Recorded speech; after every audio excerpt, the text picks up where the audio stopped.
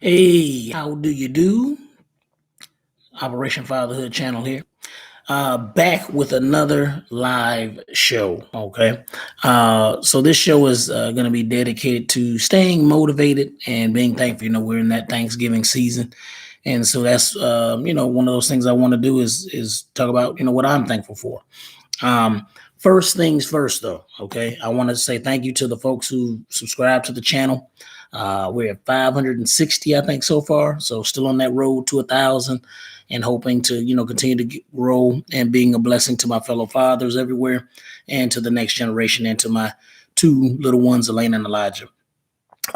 So let me go ahead and shout out the last, I think the last 10 subscribers that I've seen. And actually, let me check because I think it may not just be the last 10. No, these are the last 10. Okay, so looks like Afro. Salute to you, Ryan Swinney. C. Suero Representacois. Might be messing that up. Juba 2025. Nora Cecilia Poma Guevara. Sele No File. Fileback. Craig Nowicki. Mac Conjunting. It's Fly Gemini. Tyler. So I think that's 10.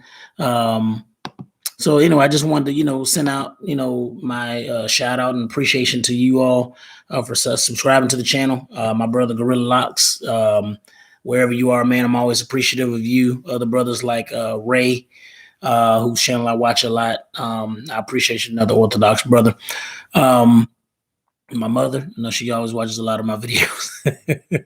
I know it's probably like, yeah, okay, you're gonna shout out your mom, but hey, I appreciate the moms as always supporting your boys. So, but like I said before, that's the goal is to get it to 1,000 and continue to build this platform. Like I said before, it's like I'm not a preacher, not a minister or anything like that, but I consider this kind of like my ministry in a sense. Even with being in education, I kind of look at that as like a form of ministry as well. Trying to I'm not perfect every day, obviously, but trying to be, loving to my students, trying to be caring to them.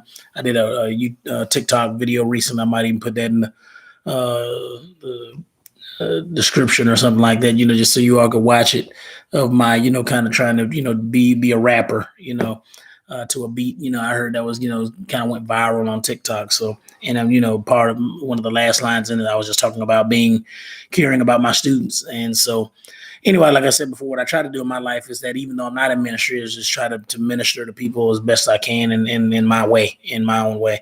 And hopefully, like I said before, is also to, hold myself accountable, for what I'm doing with my own life and being a father, like I said before, because, I want my kids to, grow up. And like I said before, one day, they're out and about and people have seen these, videos and, they're like, man, was your dad really like that? And I want them to be able to say yay or nay. Like if they, I think it'd be embarrassing to me if they were like, nah, he really wasn't like that. That dude was evil, but I hope that they, that they will see that I try to be a good father to them and that, they will want to go on as my father did for me.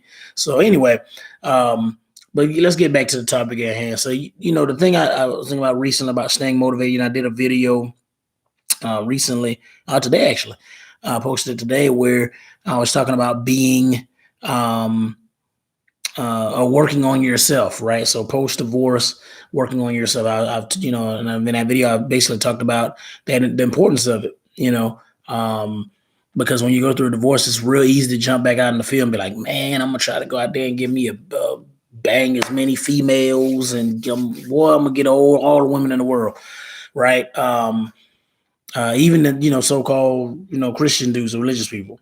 But my thing is that I'm a religious dude. I believe in holding certain morals with my faith. And although I'm not perfect 24/7, I know that's like a cliche thing to say when you're a religious Christian, but it basically just lets people know that like I'm always a work in progress. It's never something that I'm just stopping or whichever. Hey, what's up, cuz? My girl, Nay Holloman. I see you. Tell my boy, I'm not gonna say his nickname on here. Tell my boy Drew I said what's up and I love him. that's family right there. And I appreciate you subscribing to. I really, really appreciate the support. Um, but the thing is too is like, the thing is that you want to jump back out in the field real quick because you're like, let's be real. I'm gonna be real with you. I can't be, too, specific and too graphic. Like I said, I am a teacher. Okay, one, two, I do got kids. Okay, three, I am in the public eye, so I can't just say any and everything. And then my kids are like, Mr. Dan, I saw you on YouTube. You talking crazy. I can't. I don't want to go too wild. But you want to part of being a man, or man as I see it, which partially means that sexual aspect of us, that sexual nature, right? You want to have that intimacy again. And I imagine it's similar for some women too. I know that's not big. Excuse me. Sorry about that. I know it's not big for as far as females are concerned, because I think the statistics have shown men. I can't remember what was the statistic I heard or data I heard back in the day where it would be like, well, appreciate that, Nay and Drew. I really do. I love you and I appreciate it. I'm gonna do my best to hang tough. That's what we Bufords do, and that's what we Danners do, and that's what we Hollimans do. So and again, for anybody who's watching this video and wondering why I'm talking to them like that, because that's blood family. Like, we came up together in Selma, Alabama. So the thing is that you want to be able to go back out there and get that female again, right? Or for some ladies, and maybe go back out there and get that male again, or whichever. And you're like, man, I just don't, I don't like the loneliness. It does kill you. Like, it's like, dang, man, I'm in here by myself. My babies is back with my ex. Back with their mother, and even though I was doing like a bunch of work when I had them here and stuff like that, to hear the sound, right, of I was there every day. In the start of their life, the first almost 5 years of my son's life, about 2 months, about 3 months shy of him turning 5, and every day, my daughter, turning till she turned 3, and you hear those sounds, and then to not hear it, you like, dang, it's pretty quiet in here. So you get lost in your mind easily. Like, and for some people, I think I'm fortunate. I'm not sure why it didn't bother me as much as I've dealt. I'm in a divorced dads group, so I interact with a few. I'm not as active in there, like posting and saying a lot of stuff to guys, but I do interact with. I've interacted with a few of them. Try to send them a positive word, or I post, said some things and they responded back to me or whichever. But there are some guys who talk about the depression. They talk about, they don't know what to do. And some guys on that border of wanting to, end it all. And I do mean like committing suicide. And I hadn't ever been there. My worst moments was when my ex and I, she went and got her. Well, I'm not gonna say what she went and got. She went her journey, her path, or whatever it is. And I'm going mine, right? And I never had made more money than her, right? That's what I've talked about before. One of the things that she wasn't happy with, and I, take accountable for that. I didn't make her feel safe, right? And so my transitioning this whole summer was like, I went and got like 2 new jobs in the span of like a month. So when she was done, I had one interview coming up where I was leaving Staples and going to work for a call center rep jobs, and that bumped. I had like it gave me like $3-4 extra in pay or something like that. But like I was talking to my father, he was like, yeah, but I want you to be gainfully employed. And what my father meant by that was like, a real salaried job, benefits, insurance, vacation, all that stuff. Something that's going to be like, when you sign a contract to be a teacher, kind of like, other jobs, typically you don't get fired. I should say maybe as easy. You're not as easily let go or whichever, unless you do something mad stupid or you just don't follow along with requirements, grading, actually, appropriate instruction in the classroom. I get observed. I'm trying to be fully certified teacher.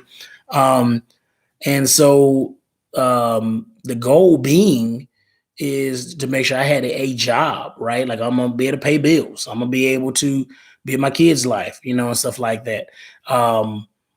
But so anyway, let me fast forward. So going back to that, I moved into a place that wasn't really conducive to me letting my kids come over there. The matter of fact, the lady who was my landlord didn't even want me to stay there. She's like, "This is my worst property, but I don't have nothing else, that you can stay in."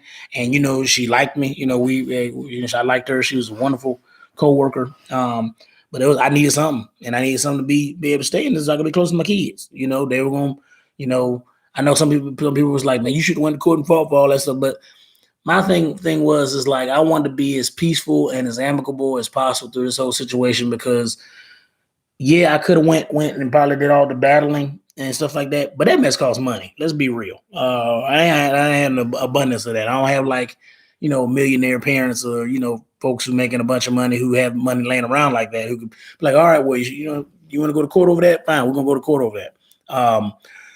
So anyway, was able to, get 2 new jobs in the span of a month, was able to get, a much better apartment that my kids could come stay in, and visit me, even if I didn't have a bunch of furniture and stuff like that, within, I think, 2 months, month and a half, 2 months. And so I said all that to say is that it was an unhappy time period, but I had to stay motivated. Hence the title of this, particular live episode, and it's 11 minutes. Like I said, I'm always trying to work to make sure this stuff doesn't go past 20 minutes. Cause like, I know my attention span isn't that long, and I know other folks, you got better stuff to do, so I'm always trying to make sure it's not going past 20 minutes. Last, episode was like 40 minutes. So I'm not trying to do that tonight, but my thing is staying motivated. And I think that's the thing this part of, this episode is to encourage my brothers and sisters out there. Like I said, this is dedicated to fathers and fatherhood, but sisters out there, if you go through a divorce too, like, I don't want anyone to ever go through a divorce. Like the video I posted today, I talked about, let's be real. They give statistics talking about 50% of those of us come out going through on the wedding day, are going to end up in divorce. And it's heartbreaking to think about, right? Like, so for example, at the very beginning of this episode, my family, sister Nay, my boy, Drew, right? Like, they got married 2 years after I did. I don't want to hear nothing from him or her talking about, oh we just couldn't get along, irreconcilable differences. It wasn't even cheating involved. It wasn't even no abuse. We just feel like we need to get divorced. Hell no. I would tell him to his face, like, he was an encouragement to me when I was getting married. Like, I was like, anxiety, struggling with it, all that stuff. He was an encouragement to me. I don't want to hear no junk like when, year down the line or whatever it is, 20 years. I don't care when it is. They talking about getting a divorce. I was talking to a lady the other day who was like, her parents, I couldn't believe when I heard this. Her parents got a divorce after 41 years of marriage. 41 years. I'm just like, I almost cursed right there, but are you for real? And she was like, well,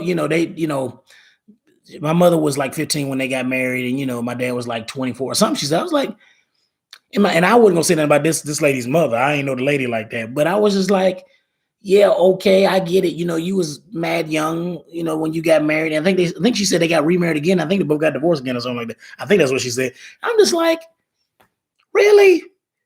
Come on, man. 41 years. Look, you need to ride that out. Like, I'm sorry. Like, I don't know. That's just crazy to me. But there are stories out there like that. People at 20, 30, I was almost at 10, 40 years of marriage and they giving up. Stay motivated, man. Like, that's what I said before. Like, if you're a Christian, I'm sorry, that's my dude, Gorilla Locks. What's up, boy? There's no excuse for that stuff. I'm sorry. Like I said before, and I feel like so-called Christians, I don't know, man. That just bugs the mess out of me. Like I said before, that my kids are gonna grow up products of divorced parents because we didn't. And at the end of the day, like I said, I will take accountability for myself. I was not perfect. I was not. I was never abusive. I was never an adulterer, but I was not perfect. As far as making more money, I should have dated her more, whatever else she wanted to throw out there when she, if she ever wants to talk about our kids or whomever, right? But at the end of the day, there should be no reason to get a divorce unless you're going by that so-called Bible that you say you believe in when it comes to divorce. So that's on that note. But like I said before, staying motivated, right? So staying motivated for your marriage, if you are married, right? If you're going through some struggles with your relationship, you need to figure that stuff out. Like you need to stay motivated on figuring it out to make it last. But for those of us who got a divorce, like I said before, going back to the person I was talking to, and they were like, I'm just ready to be. I think that they're going through they're going through a divorce, but they're waiting for like the paper to be signed or whatever, and it's like a issue with their ex and all that stuff. And they just like, I can't even go because they're a religious person like me, and they're like, I can't even go out and date and stuff like that. If I wanted to, and I'm like, I got you, but here's the thing: I don't want you to just be like, I'm trying to get this divorce final so I can go ahead and go date, which is what a lot of people do. And I get it, right? Like a lot of folks are like, okay, I want to be done with this marriage. Well, I guess it's not even a marriage anymore. I just want to be done with this person. So let me go ahead and get this divorce. I'm tired of having to see them. I'm tired of having to deal with it. I love this new person. I want to be on my own. Whatever is the reason you're trying to leave. Irreconcilable difference, whatever the heck that means. However, right, that doesn't then mean, or it shouldn't mean in your mind, oh, okay, well, let me go ahead and call it a day and go ahead and get back out in the field. I honestly believe that's why you have people who, like when they done the statistics on this too. Like if you got a divorce once and you get remarried, the divorce rate is higher for the second marriage, right? And I think the reason is for that part, at least partially. I haven't done no studies on this. I'm just guessing. I think this is a pretty good guess in my opinion. It is my opinion. But that is, those persons get a divorce the second time because they probably married someone similar to the first person they were with. Like if you've been through more than one divorce, sometimes forget that. You need to look at yourself. And that's hard to do. That is hard to look in the mirror and be like, okay, what is wrong with me? What's the problem with me? Like I went out, I dropped my kids off early to my ex. And like in my mind, I had my shirt on, my shorts, I was going, I'm going and about to hit the gym after this, right? Like I knew in my mind, that's where I was going to go. Cause I hadn't been in like 2 weeks. Okay. It's ridiculous. Okay. Hey, Jay, and girl, miss you. Hey, miss you too, E-Dubs. I appreciate that. Y'all were good people. Really were good people. And I really wish the thing about it was in the pandemic, it was just hard to really hey, girl, let's go out and break some bread or something like that. It was just a weird time period in general, but I ain't gonna forget y'all anytime soon. If I can ever get time, get some money up, get these side hustles up, get back to, I'm not gonna say where y'all live, get back to where y'all are, where we were, we need to go eat or something. So we gonna be in touch. My boy Gorilla Lives, we're gonna be in touch, bro. But the thing is to stay motivated on taking care of yourself. And I got like a minute and some change left, so I want to make this too much past 20 or 21 minutes. Right. I feel you, Gorilla Lodge. Like you had to work on yourself. Like I said before, I think is that people are like, man, and many times when you cheating, right, you ain't really thinking with your mind anyway. Even if you think that this new person, they got whatever you think they got that's new, that your ex supposedly didn't or whichever. I would say many times you thinking if you a dude, you thinking with the other head. You're not thinking like, oh, okay, well, she is this godly woman and she's very intelligent. My ex is not that intelligent. She makes her own money. My ex didn't make her own money. She's this, that, and the third. You a doggone lie.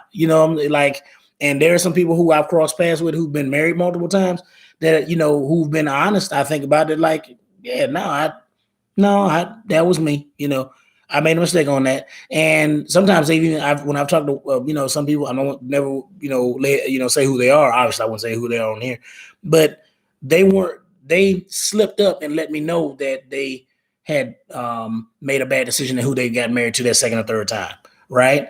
But they weren't saying in their mind, hey, that I was the one that needed to work on myself, but they keep, going forward, trying to get married again. So anyway, like I said before, man, you really got to work on yourself. And that was the thing. My dad, my kid's godfather, is that they were blunt with me. Like, yeah, look at yourself. What did you do? And I think the thing about it is with that though, having a community of people who are going to be blunt with you, but you had to have. But the thing is too, you had to have in your spirit, your mindset, your heart, whatever it is, your well-being, your thought, your soul, whatever it is, that you can look at yourself and say, hey, what's the problem with me? What did I do wrong? And then people tell you, and I'd be like, man, shut up, man. Anybody trying to hear all that, this stuff, this, that, and the third, whichever, and dismiss it. If they love you, it's not all the time that people are saying stuff that they're to hurt your feelings. They are also saying stuff there to help you grow. And that's hard. And if you can't hear that, more than likely, you're probably going to go through the same issues again. The thing for me, though, is not only staying motivated for myself, but staying motivated for my kids. So let's say the Lord opens the door for me to find the next, Christian sister to get, married to. And I want to have me some more babies now. Because I want, like I said, I want my kids to see, a godly man with a godly woman staying, with her till death do them part, because that's what we say. That's the thing to say. That's another thing that kills me. Oh my gosh. I always come up with more thoughts like, well, I hit the 20-minute mark. I'm going to try to get this at 25 minutes. My bad. 25 minutes. Okay. So I got about 4 minutes more. But here's the thing that kills me. Now, maybe I need to make another video about this. The thing that pissed me off when it came to my wedding day, because I can say whatever I want to say about it now. Well, my ex know about it anyway.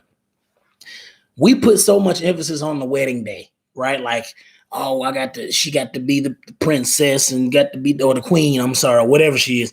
And he got to look this good. And then we got to take a bunch of pictures where we all in front of the chat, holding each other's face. And, everybody just looking in their eyes like it's all fairy tale. That's hogwash. Like, what marriage is, it ain't the wedding day. The wedding day is just for show. That's like, oh, they look so cute together and they look so pretty. No. Get them after honeymoon phase, get a year down the road, 2 years down the road, and put give me a picture of them or a video of you two, so-called lovebirds, right, with a bill that you can't pay for. That's marriage, right? That's when you like, oh, okay. No, nobody tell me the wedding day can't show you this. When you had a baby the first time, the first night at home, and them jokers get sick, and you don't know what to do, even if you got money. That's marriage. That ain't the wedding day. You know what I'm saying? So that's kind of the thing to me, is that you have a lot of people that, not even a lot of people, I think it's like a westernized mindset. It may be the world, it may be the world. I'm not going to say westernized. From what I've seen, and I appreciate you, sister. I appreciate you watching. Like I said, the reason I like trying to keep them short, the live videos are going to be longer than my short ones, but the reason I try to keep them short is, like I said, a lot of folks, y'all, I know y'all got babies. I got mine too. Well, they ain't right now, but it's just hard to, keep that focus for that long period of time. But the thing for me is, go relax. It's just for show. Like it really is for show. And the thing that got me mad. You know what? I'm gonna save it for another video. I'll save it for another video when it comes to my own wedding day back in June 18th, 2011. But anyway, the thing is, like I said before, is that marriage is so much more than that wedding day, and that's why I never wanted to make it a big deal. Like for me, a lot of things aren't a big deal. When I graduated from high school, I didn't want to walk. I was just like, I graduated. Okay, time to move on. I understand the whole, like, you look tassel, you doing it when you graduate from college, stuff like that. Same thing. I know that's a big deal for parents, really, is what but it's a show. It's like, okay, your kid was probably a terrible student, but doing this is like, like, yeah, they did something, I guess, or whatever.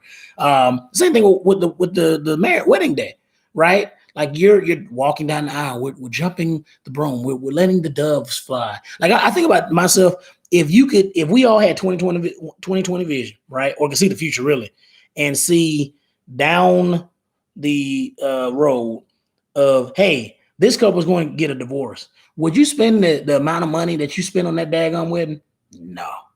Spent thousands of dollars, had a bunch of money spent sending me and my ex plates, which we didn't need. Some folks sent money. I wish more folks sent money, to be real with you. And whatever else they sent, and we didn't make it. And like, if that was me, I wish I could go back and be like, yeah, y'all fools made us spend all this daggone money, and y'all ain't even trying to be together. Well, excuse me, no. I'm speaking for myself. I wanted to, make it last. She had to be honest about that. She didn't want to. It is what it is.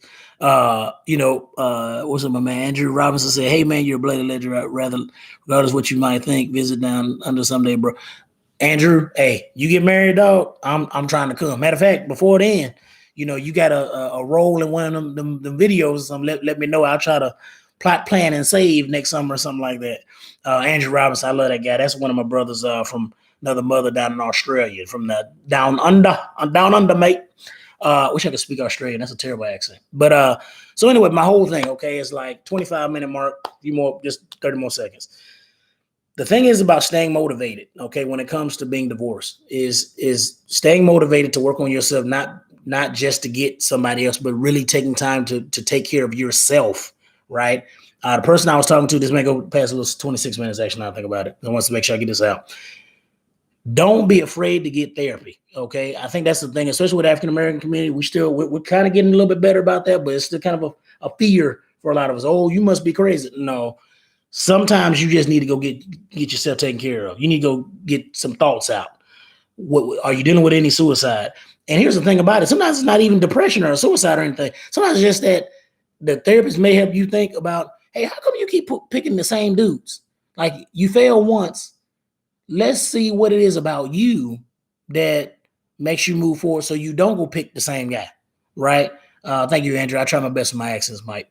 But, you're trying to work on yourself. You're trying to figure out, so one, stay motivated on working on yourself. Two, stay motivated in general. One of the things that I try to do, like, I don't say every day, but a lot of days, is I look up like motivation videos on YouTube.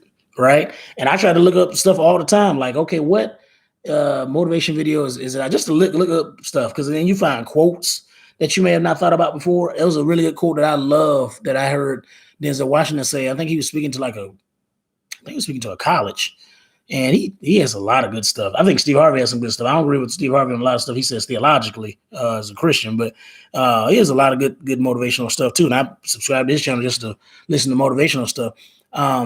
But Denzel Washington said, and essentially, because we had to play this video to my 8th grade students, and I thought to myself, they probably won't get it. I hope that they'll get some of their heads, but we were having them do like a worksheet afterwards, and you should have saw the way they answered. I'm just like, yeah, it probably won't hit you until you get into high school, or God forbid afterwards. But anyway, he had a quote. Denzel Washington had a quote where he said, "To get something you never had, you have to do something you never did."